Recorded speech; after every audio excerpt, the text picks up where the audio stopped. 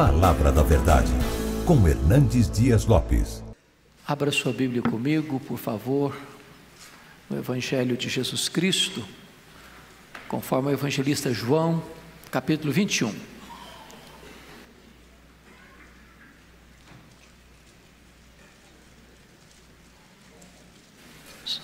João, capítulo 21.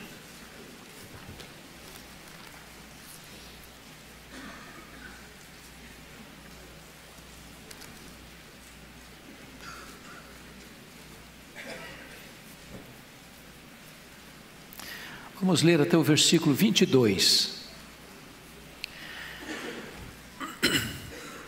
João 21, de 1 a 22.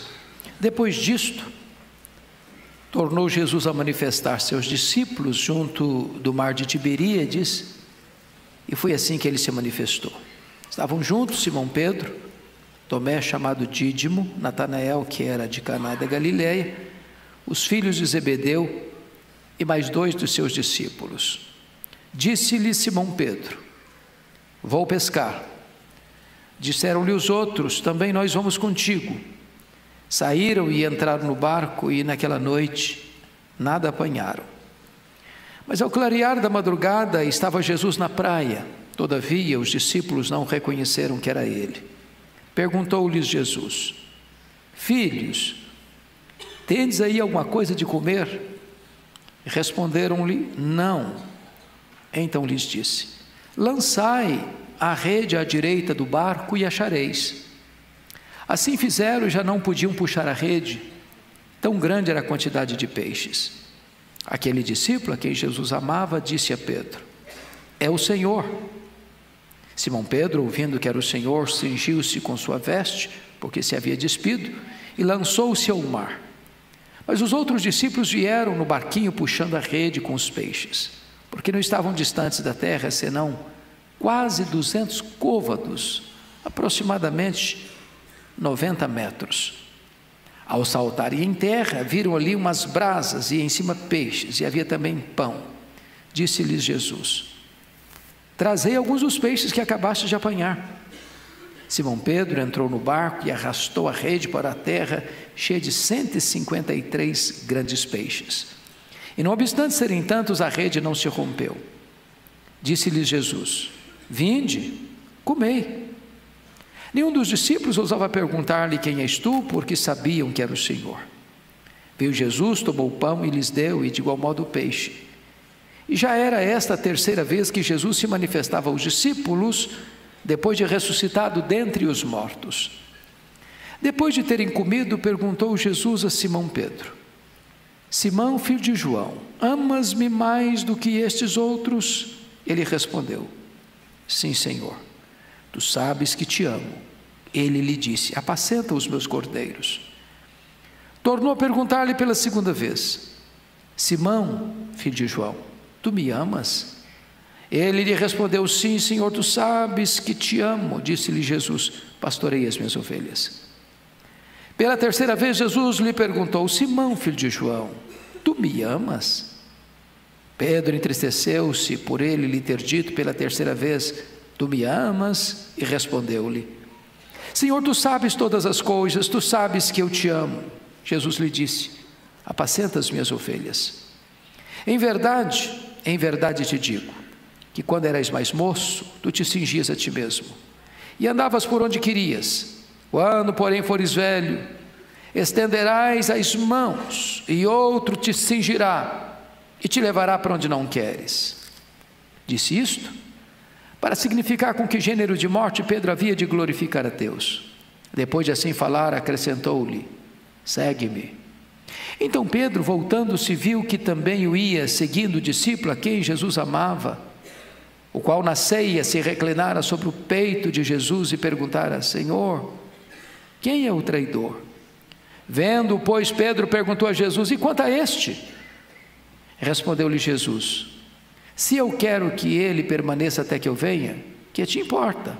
Quanto a ti, segue-me. Eu queria pensar um pouco com vocês hoje sobre o tema: Jesus não desiste de você.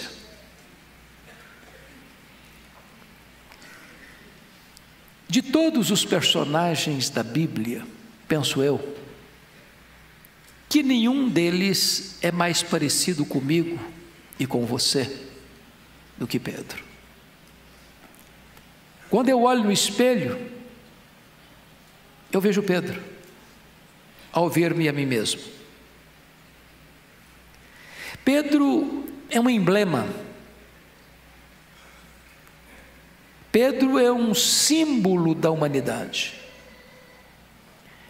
Pedro é uma espécie de pêndulo que oscila entre altos e baixos, entre avanços e recuos, entre escaladas e quedas. Pedro é aquele homem contraditório, ora sólido como uma rocha, ora vulnerável como pó, que o vento bate e leva. Capaz das declarações mais audaciosas, firmes, ortodoxas: tu és o Cristo, o Filho do Deus vivo, para em seguida ser instrumentalizado por Satanás e tentar afastar Jesus da cruz. Pedro é aquele homem capaz de uma fé tão robusta a ponto de andar sobre as águas, para em seguida naufragar nas águas turvas da incredulidade. Capaz de fazer promessas a Jesus: por ti darei minha vida, para em seguida negá-lo covardemente. Diz a Bíblia que esse Pedro, depois de negar Jesus 3 vezes na casa do sumo sacerdote, fazendo juras de que não conhecia Jesus e até falando blasfêmias, dizendo que não conhecia Jesus, negando-o covardemente, ao ser olhado por Jesus e ao ouvir o canto do galo, cai em si, chora amargamente e vai para casa naquela noite fatídica. Exatamente na mesma noite em que Jesus é cuspido e é esbordoado, no outro dia ele está incógnito, desaparece com medo dos judeus, enquanto Jesus enfrenta o pretório romano, o julgamento de Pilatos e a condenação à morte de cruz, sendo crucificado numa exposição de opróbrio e vergonha. Passa o sábado, Pedro está com medo, trancado. Chega o domingo, as mulheres vão ao sepulcro. Quando chegam lá, uma surpresa, a pedra está rolada. Elas entram, o túmulo está vazio. Elas saem do túmulo, o anjo pergunta para elas: o que vocês vieram fazer aqui? Procurar entre os mortos aquele que está vivo. Ele não está aqui não, ele ressuscitou. E aqui eu tenho um recado para vocês: ide dizei aos seus discípulos e a Pedro que ele irá diante de vós para a Galileia. Me intriga o fato de que o anjo tem um recado de Jesus, e nesse recado Jesus tem o cuidado de trazer uma palavra específica dentre os discípulos para Pedro. Por que esta distinção? Por que esse cuidado especial? É porque Jesus, que sonda os corações, sabe e sabia que Pedro estava tão derrotado, tão quebrado, tão fracassado, que ele já nutria no coração o sentimento de que ele não era mais digno, capaz de se tornar um discípulo, de continuar o discipulado, de ser um apóstolo. Pedro já tinha desistido de Jesus, mas Jesus não tinha desistido dele. Na nossa vida, às vezes, temos fracassos, deslizes. Às vezes caímos numa situação que jamais imaginaríamos cair. E ficamos a pensar: agora não tem mais jeito, agora não tem mais esperança, agora não tem mais restauração, agora só tem passado, agora não tem mais futuro, agora eu preciso dar marcha ré, agora não há perspectiva mais para a minha vida. E quando você pensa em desistir, Jesus investe em você, dizendo: eu não desisto de você, eu não abro mão da sua vida, eu não abdico do direito que eu tenho de ter você para mim. Agora pense comigo, que Jesus já havia se manifestado, ou manifestou-se, 12 vezes depois de ressuscitado dentre os mortos. A primeira vez que ele se manifestou foi a Maria Madalena. A segunda vez que ele se manifestou foram as mulheres da Galileia, que foram ao sepulcro.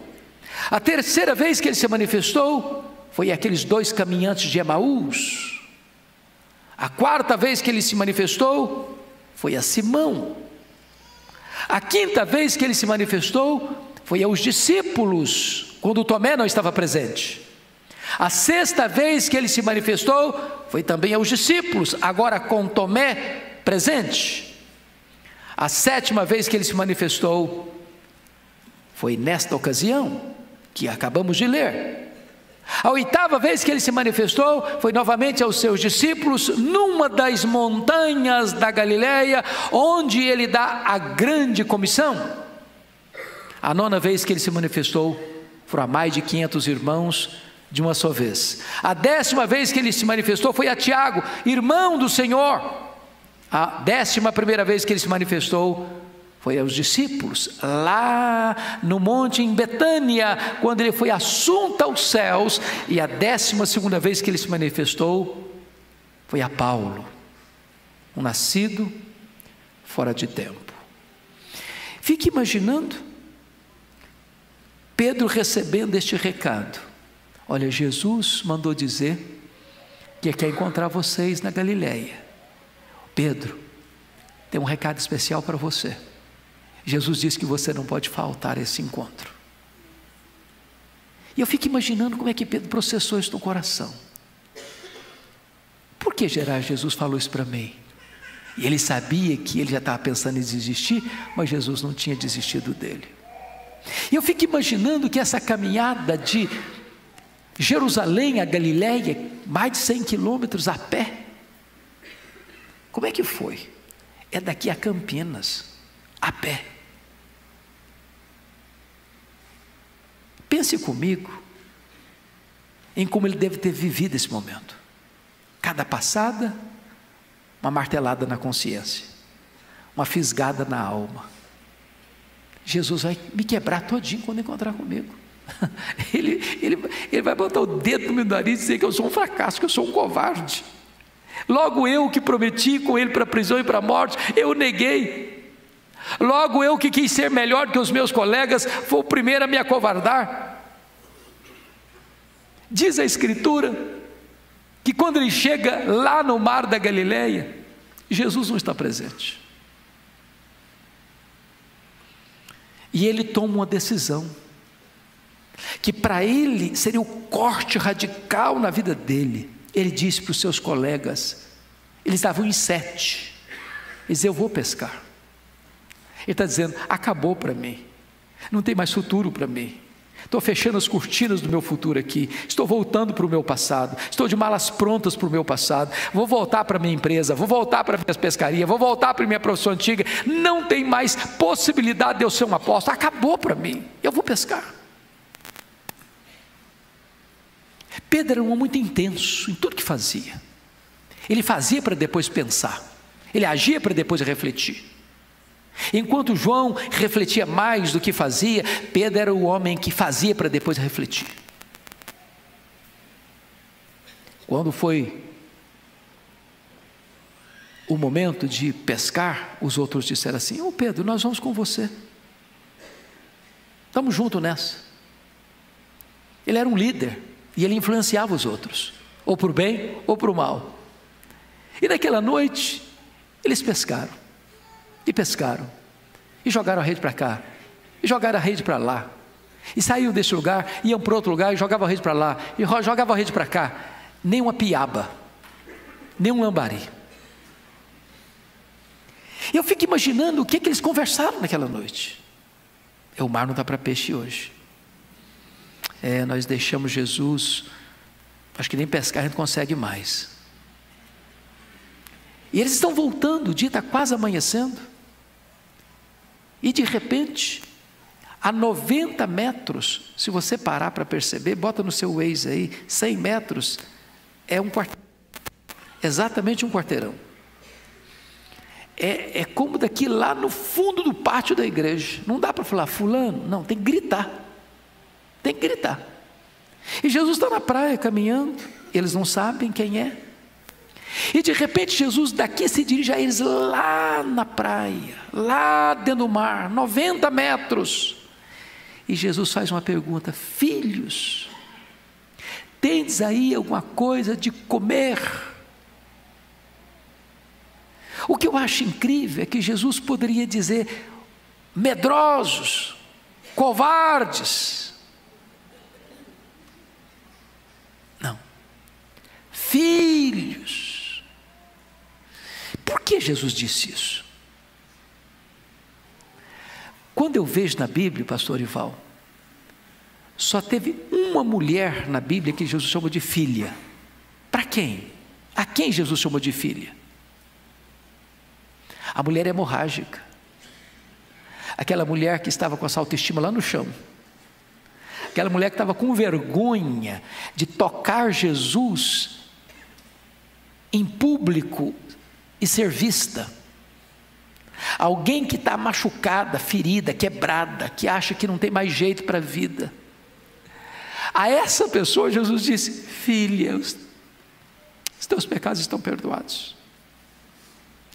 Aí esses homens fracassados, derrotados, quebrados, que estão pensando em desistir, que estão pensando em dar marcha ré, que estão pensando que não tem mais futuro para eles, Jesus especificamente chama eles de filhos. Tem aqui nesta palavra mais de 1 tonelada de graça, porque é assim que Ele trata você e a mim. Às vezes a gente fracassa, às vezes a gente resvala os pés, às vezes a gente fala coisa que não podia falar, às vezes a gente faz coisa que não podia fazer, e mesmo apesar das nossas mazelas, Jesus nos chama de filhos. E Ele faz uma pergunta, não porque precisa de uma resposta, não porque precisa ser informado. Ele não faz essa pergunta, tem de dizer alguma coisa de comer, porque Ele não sabe o que está acontecendo. Ele faz essa pergunta para criar um ponto de contato com o coração daqueles homens. A resposta deles é um não sonoro: não, não temos nada. A nossa pescaria sem o Senhor é fracassada. A derrota nossa é total. A frustração nossa é completa. Nós não temos nada. E Jesus então se dirige a eles assim: lançai a rede à direita do barco e achareis. Olha, Jesus conhece o seu coração. Jesus conhece o fundo do mar. Jesus conhece os cardumes que flutuam nas camadas abissais dos oceanos. É claro que Jesus não criou um cardume ali na hora, mas Jesus, com a sua soberania, orientou aqueles peixes: vocês todos agora vão, e eu vou escolher os 153 grandes, vão ficar lá pertinho do barco. É lá que eu quero vocês agora. E quando eles lançam as redes, 153 grandes peixes começam a pular. Aí João diz: ô Pedro, é Jesus, Ele chegou aqui. Pedro era aquele camarada intenso, ele fazia para depois pensar. Ele não quis saber mais de peixe, não quis saber mais de barco, não quis saber mais de nada. Ele pulou na água, nadou 100 metros. O coração dele está desesperado, ele está acelerado, ele deve estar pensando: é agora, eu vou ter que enfrentar essa hora mesmo, Jesus vai me quebrar mesmo, vai me humilhar mesmo, então eu tenho que enfrentar mesmo. E eu nada, com o coração aceleradíssimo. Quando ele chega, diz a Bíblia, tem um braseiro ali, tem pão, tem peixe. Mas por que Jesus levou Pedro para o mar da Galileia. Por que Jesus disse: eu vou encontrar vocês lá no mar da Galileia? Porque Jesus já tinha aparecido para eles 2 vezes, mas não tinha acontecido a cerimônia da restauração de Pedro. Uma coisa é Jesus apareceu para você, outra coisa é Jesus restaurar você. Mas por que então na Galileia? Por que não em Jerusalém? Porque eles eram da Galileia, porque Pedro era Betsaida, porque o chamado de Pedro foi ao redor daquele mar. Jesus está levando Pedro de volta para a geografia onde ele o chamou para o ministério, para dizer: é onde eu chamei você para o ministério que eu vou restaurar você, o ministério, Pedro. Foi onde eu alcancei o seu coração que eu vou restaurar você de volta para mim, Pedro. E aí Jesus monta o braseiro. Mas por que o braseiro? Porque só aparece 2 vezes a palavra braseiro no Novo Testamento. Foi onde Pedro negou Jesus, e agora é onde Pedro vai ser restaurado por Jesus. O que Jesus está dizendo para Pedro é o seguinte: ô Pedro, eu plantei esse braseiro aqui, meu filho, para dizer uma coisa para você, para que você se lembre do mesmo cenário que você me negou, o mesmo cenário que você caiu, o mesmo cenário que foi o campo da sua tragédia, a geografia do seu fracasso. É exatamente nessa geografia, é exatamente nesse cenário que eu vou restaurar a sua psique, as suas emoções, o seu mundo interior, e botar você de pé outra vez, Pedro. É onde você caiu que eu vou levantar, é onde você me negou que você vai me confessar, é onde você foi um derrotado que eu vou fazer de você um homem vitorioso. Jesus está dizendo para Pedro: Pedro, você está olhando muito os seus fracassos, e eu quero lhe dar uma lição para você: a minha graça é maior que o seu pecado, Pedro. Não importa o que aconteceu com você, quantas vezes você me negou, quantas vezes você fracassou, quantas vezes você foi derrotado, eu quero dizer para você que onde o seu pecado abundou, superabunda a minha graça, Pedro. Diz a Bíblia que enquanto isso os discípulos estão vindo, dirigindo o barco com 153 grandes peixes, e Jesus diz: pegai mais peixe aí, trazei alguns dos peixes que vocês apanharam. Ele é o cara da ação, é ele quem vai lá, pega, puxa a rede, tira os peixes, bota. Ele é o cara da ação. Aí Jesus diz: vinde, comei.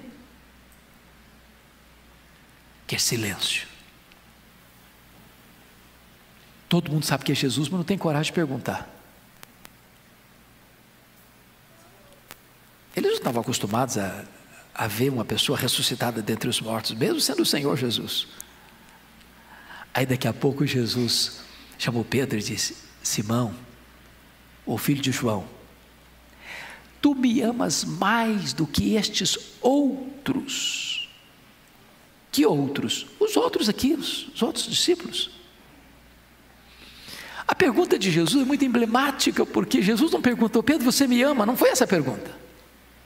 Você me ama mais do que os outros?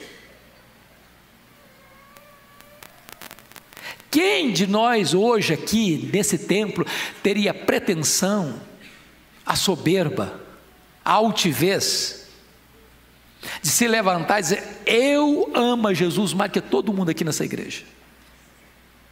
Quem de nós faria isso, em sã consciência? Mas por que Jesus fez essa pergunta para ele? Você me ama mais que os outros, Pedro? É porque lá atrás o Pedro havia dito para Jesus: ô Senhor, o negócio é o seguinte, quando a coisa pegar, quando o clima ferver, quando o Senhor tiver que enfrentar a prisão e a morte, eu acho que os meus colegas não vão aguentar. Agora, o Senhor deve saber de uma coisa: eu sou um homem que não deixa a corda roer do meu lado. Então, quando todos te abandonarem, pode ter certeza, eu jamais te abandonarei. Por ti darei minha vida. Eu estou pronto a ir contigo para a prisão e para a morte. Sabe o que ele disse lá atrás? Ô Senhor, eu sou melhor que os meus colegas. Eu sou mais crente, eu sou mais leal, eu sou mais forte, eu tenho mais tutano espiritual. Então saiba de uma coisa, aqui de todos os que o Senhor chamou, eu sou o número 1. Aí Jesus está perguntando assim: ô Pedro, você ainda pensa a mesma coisa a seu respeito? Você ainda acha mesmo que você é o melhor? Que você é o número 1? Você ainda mantém a mesma opinião a seu respeito? O que Jesus está fazendo para restaurar o Pedro é botá-lo no seu devido lugar. Porque eu e você não podemos ser restaurados a não ser que nós reconheçamos de onde nós viemos, até onde nós caímos. Não tem cura superficial, não tem restauração sem passando por cima do nosso pecado, maquiando a realidade. É preciso que eu seja desnudado primeiro, para depois eu ser revestido com a justiça de Cristo.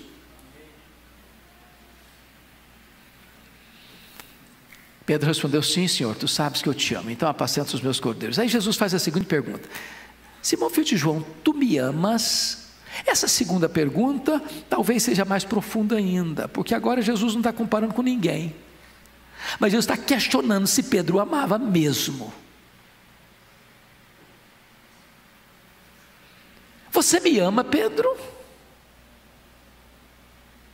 E agora não estou comparando você com ninguém não, Pedro. Agora estou perguntando, agora é só nós dois, tete a tete aqui. Tu me amas, Pedro?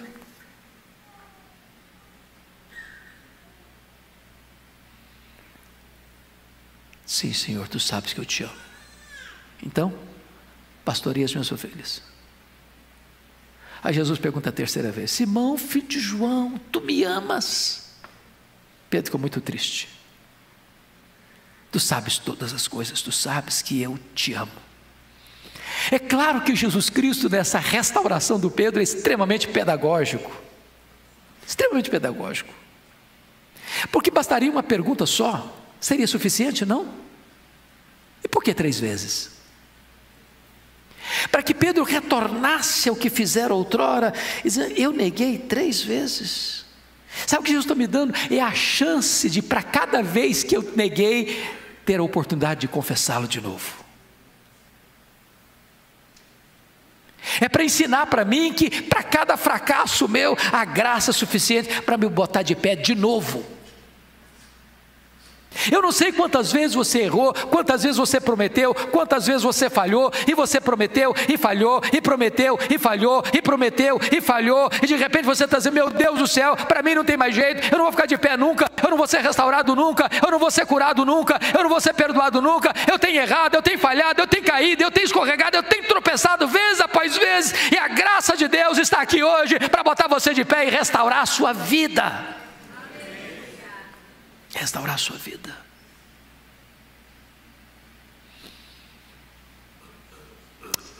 Oh, amados irmãos, o Senhor Jesus se importa com a gente, apesar dos nossos fracassos, e Ele não desiste da gente, não desiste. Eu fico pensando que o Senhor Jesus estava ali restaurando não só Pedro, Ele estava restaurando o ministério de Pedro. E eu estou me dirigindo a pessoas que estão aqui nesse santuário, que talvez, gente que já teve posição de liderança na igreja, gente que já teve numa postura de vanguarda na igreja, gente que já fez a coisa acontecer, e de repente você pensou assim: você quer saber de uma coisa? Eu vou agora ficar na igreja, sentar no banco e ficar lá. Só ficar no banco. Eu quero dizer para você que Jesus não desiste de você. Você que está querendo voltar para as redes, Jesus quer botar o cajado na sua mão de novo.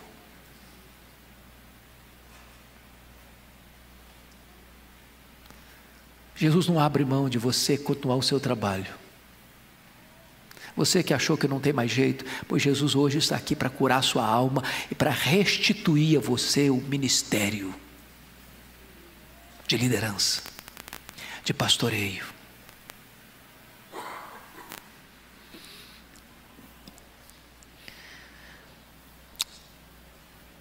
que eu acho bonito é que, a partir desse momento, irmãos, o Pedro é um outro homem.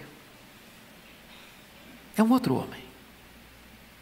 Se você perceber, a partir de agora, Pedro é o camarada que vai voltar para o cenáculo com mais 120 pessoas e aguardar a promessa do Pai, o derramamento do Espírito Santo. A partir daqui, Pedro é aquele camarada que é cheio do Espírito Santo e se levanta para pregar com poder, com autoridade. E ele que estava acovardado, trancado, com medo dos judeus, ele enfrenta as autoridades de Israel, dizendo: vocês mataram o autor da vida com mãos de iníquos, mas Deus o ressuscitou e o fez Senhor e Cristo. A partir de agora, Pedro é o homem que vai impor as mãos sobre os enfermos, eles vão ser curados. A partir de agora, Pedro é um gigante de Deus, que vai enfrentar açoites, vai enfrentar prisões, e não teme a morte, e não teme ninguém, porque ele está cheio do poder do Espírito Santo, porque Jesus restaurou a sua vida. Depois disso, Jesus chega para Pedro e diz: vem cá, Pedro, você se lembra que você prometeu que morreria por mim? Sim, senhor, eu me lembro, sim. Ô Pedro, deixa eu dizer uma coisa, isso vai acontecer com você. Não é agora não. Hoje você é jovem, hoje você é o cara que quer ir para aqui, você vai, você quer ir para lá, você vai, você é um cara livre. Mas deixa eu dizer uma coisa, Pedro, quando você ficar velho, em vez de você pensar em aposentadoria, em vez de você comprar uma casa aqui na beira do mar, ou ali na montanha, sabe o que vai acontecer? Quando você ficar velho, as pessoas vão prender você, vão atar você, você vai estender as mãos, eles vão pregar você. Quando você ficar velho, Pedro, eles vão crucificar você. Mas fique tranquilo, Pedro, porque você vai glorificar a Deus com esse gênero de morte. E depois de falar isso para ele, disse: agora, Pedro, me segue.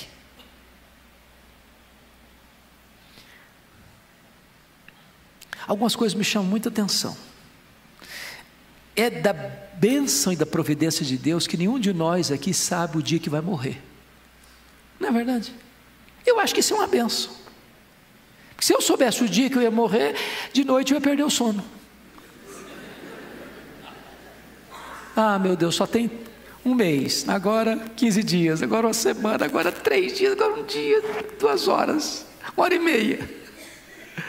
Agora, Deus não só nos mostrou que dia que a gente ia morrer, mas também não sabe como vai morrer. Não é uma benção isso? Já pensou? Eu vou morrer de acidente de carro. Toda vez que eu dirigi, eu falei: Senhor, mas será que é agora? Não, de câncer. Não, Senhor, mas eu câncer. Não, Senhor. De coração, ataca ele, pum, acabou. Ah, Senhor, mas de coração. Já pensou? Seria um tormento, não é não? Pois Jesus disse para Pedro: quando você ficar velho, você vai morrer crucificado. Eu não sei como é que Pedro lidou com isso não. Mas eu acho que tinha noites que ele deitava, rolava para lá, rolava para cá, rolava para lá, rolava para cá. Eu vou morrer crucificado. Morte fácil? E indolor? Pá! Deu uma partida no coração, acabou?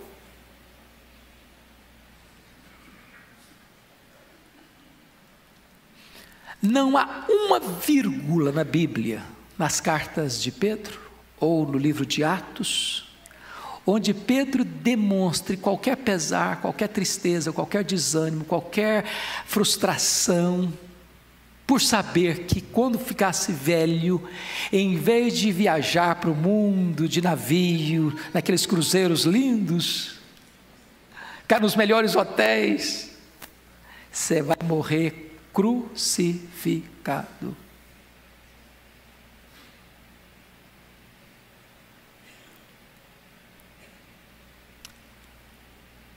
Sabe o que aconteceu? Diz os historiadores, Eusébio, na sua obra História da Igreja, que ele, no período de Nero, como Paulo foi degolado, e ele, por não ser cidadão romano, foi preso também e foi crucificado.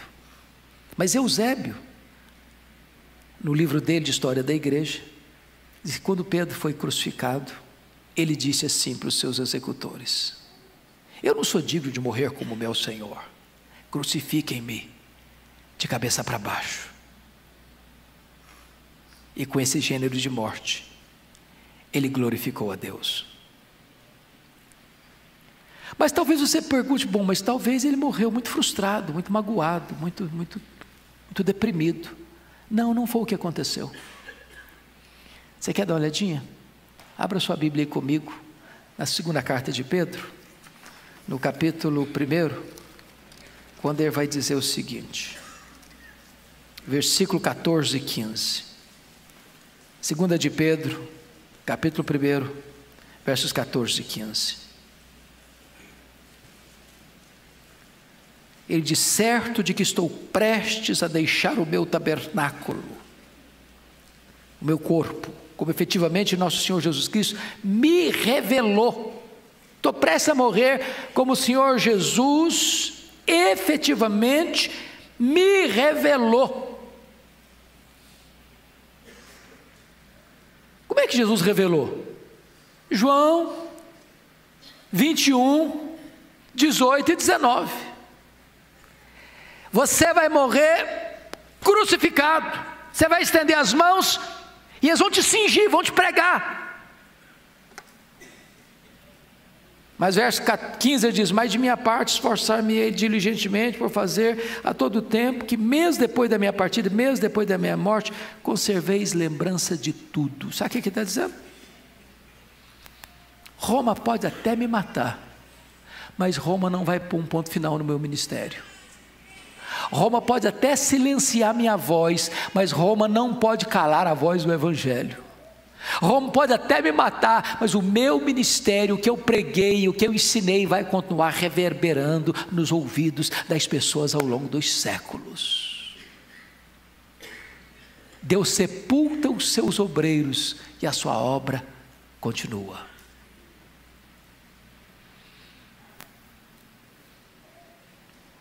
Fico pensando,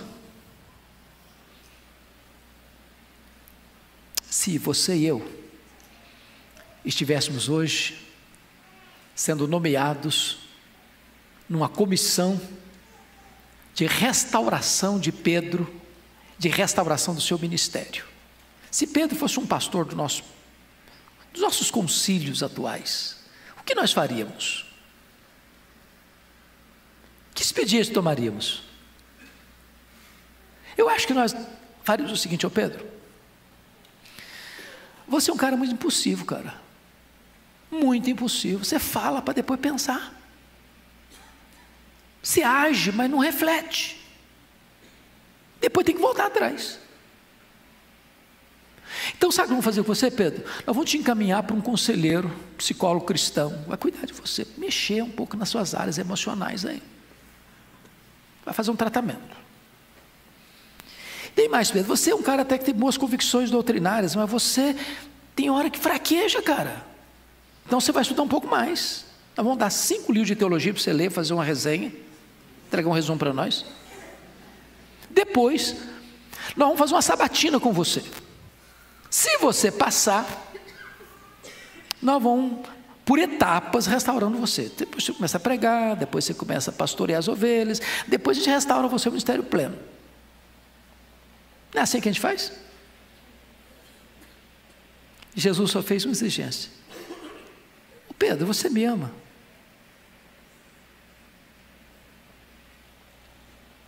Porque se você me ama, então está resolvido o assunto. Se você me ama, você está apto a cuidar das minhas ovelhas.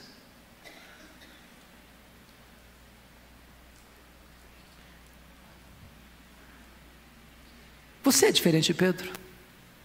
Você é melhor que Pedro?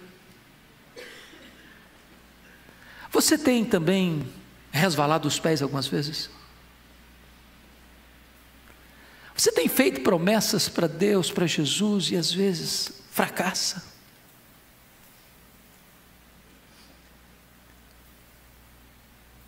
Você já pensou até algumas vezes em desistir?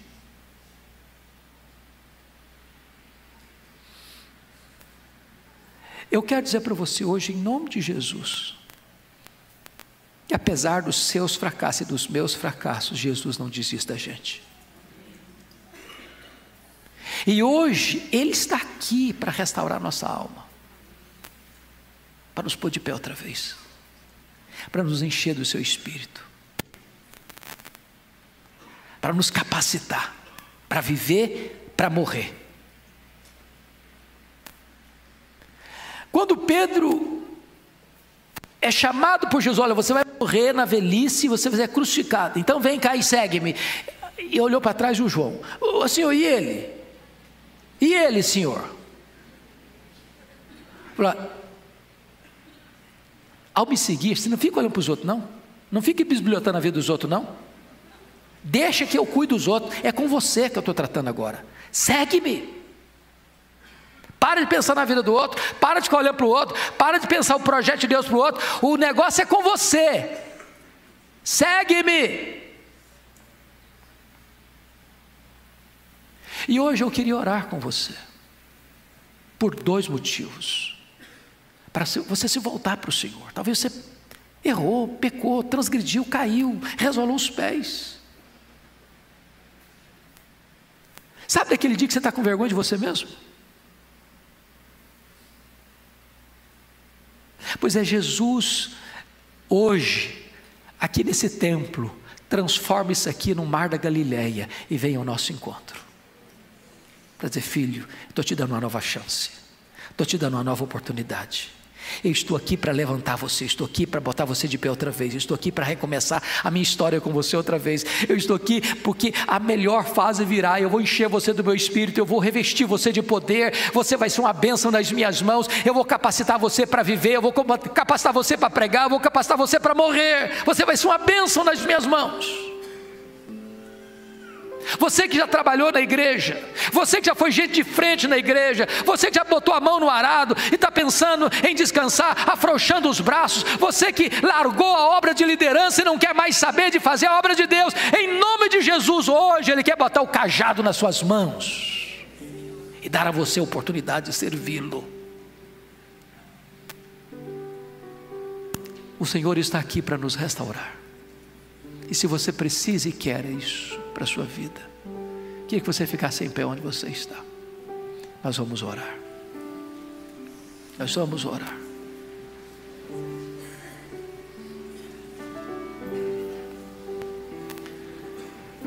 Senhor, nós estamos na Tua presença. E Tu conheces o nosso coração. Tu sabes quão fraco nós somos, quão frágeis, quão débeis. Tu sabes que nós te amamos, mas Tu sabes, Deus, que somos tão vulneráveis. Mas aqui estamos desejosos de sermos restaurados por Ti. Põe-nos de pé outra vez, Senhor. Fortifica-nos na graça. Apaga as nossas transgressões e lava-nos no sangue do Cordeiro. Reveste-nos agora com o poder do Espírito Santo e faz de nós homens e mulheres de oração. Faz de nós homens e mulheres ousados para viver, para pregar, para morrer. Dá-nos graça, Senhor, de viver os dias da nossa vida na Tua presença, para o louvor da Tua glória. Restaura a nossa sorte, restaura a nossa alma, renova o nosso ânimo, traz alegria ao nosso coração, de estarmos não só na Tua casa, mas envolvidos e engajados com o Teu serviço, e alegra o coração da Tua igreja nesta manhã, Senhor. E permita, Deus, que aqueles que estavam desanimados sejam reanimados, aqueles que estavam longe da Tua obra retomem a Tua obra e botem a mão no arado e assumam o cajado de pastor para alimentar e pastorear o Teu rebanho. Que seja assim, Senhor, para a glória do Teu nome, em nome de Jesus. Aleluia. Amém.